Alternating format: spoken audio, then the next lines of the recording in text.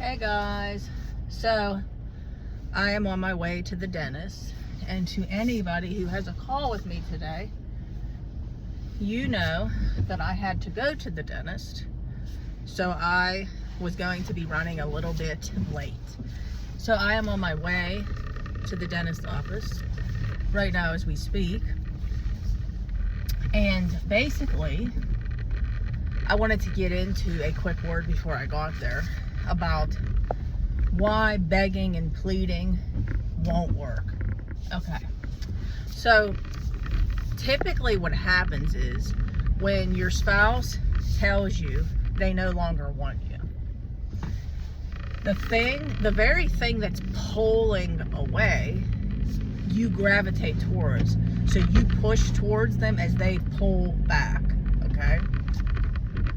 So a good way to put it is they're pulling this way and you're pushing towards them. That is never going to work. Okay. So something that is said a lot from spouses is like, you breathe down my neck, you're so clingy, you won't leave me alone. All the things like you sicken me, you disgust me. Who wants to be told this? Think really clear about this, guys. Who wants to be told this? So, I mean, I know deep down you guys don't know what you're doing because you're so hurt, and that's usually what happens. You're so blinded on what is being done and said, and you can't really understand what's being done and said, so you get so sick to your stomach, and it's almost like you're just trying to control the situation any way that you can. So the reason I'm doing this video is that I have a lot of people that just started the journey, and they're doing the things that I did and many of you have done and you found did not work.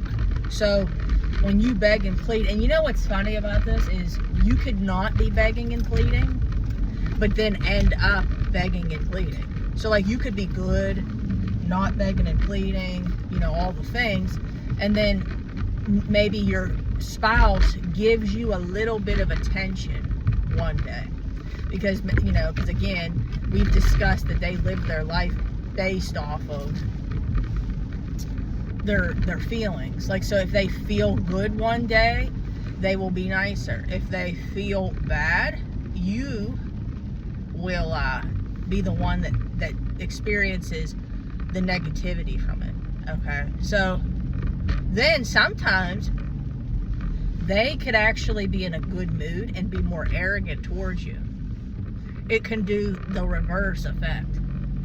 To all my ladies out there, this is one of my favorites still. I know you know what it is. The Mentha from Bath and Body Works. It's like a lip shine chapstick, whatever you want to call it. And the menthol on your lips just feels so good. But anyway,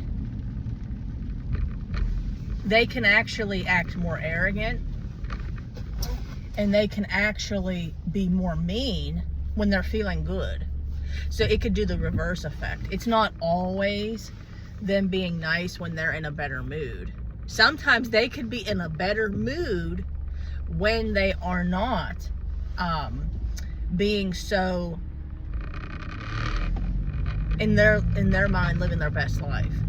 But the main thing I wanted to address in this video was begging and pleading won't work because, see, you look desperate. It looks like you don't know who you are.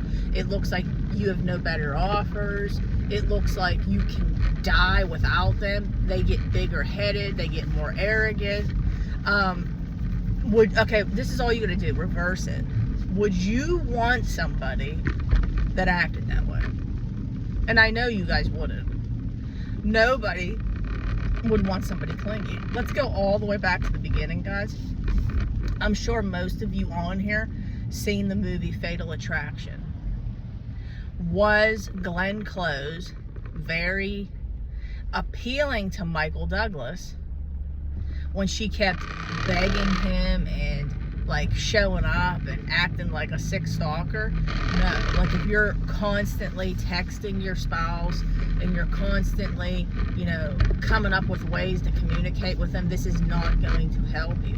And this also is to my people that have been in this a long time. Okay, it goes the same thing. There needs to be balance with everything. One thing about me is I have balance to everything. We need balance with health. Okay, so in other words, I was at one point living such a healthy life to where I did not have any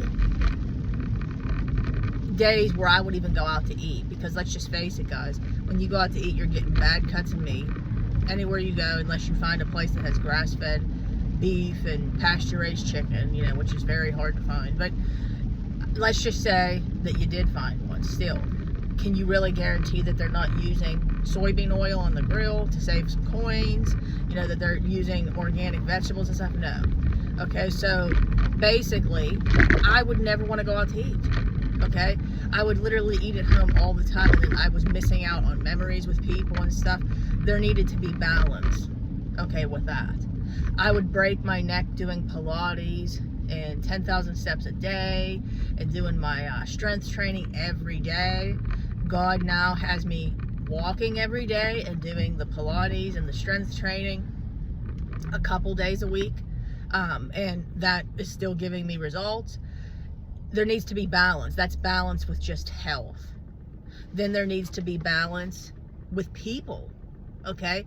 If you hang out with somebody every day, a family member, a friend, you know you're gonna get sick of people. My nanny actually used to come up with this saying. It was really funny, actually. I'm sure you guys heard old timers say it. After a while, you'll start to smell like fish. And I never understood it. Now I do. In other words, like, you'll stink eventually. Because, like, everybody lives differently, everybody has a different setup, and then, you know, common sense, maybe they can say something because they're irritated with you. There's so many things, guys, but there needs to be balance with that. There needs to be balance with communication with your spouse. There needs to be balance with seeing your spouse. Okay, like if your spouse is coming to get the kids, make it count every time. Don't be breathing down the neck. Make it count, okay? You know, don't be looking depressed. Don't be begging and hanging off them. Okay, there needs to be balance with Christianity. You don't need to be in your prayer closet 24 hours a day. Jesus never said that, okay? Jesus wants you to enjoy your life while you're here. I see Jesus everywhere. I talk to people about Jesus all the time. I'm a relatable Christian. I wasn't always that way, okay?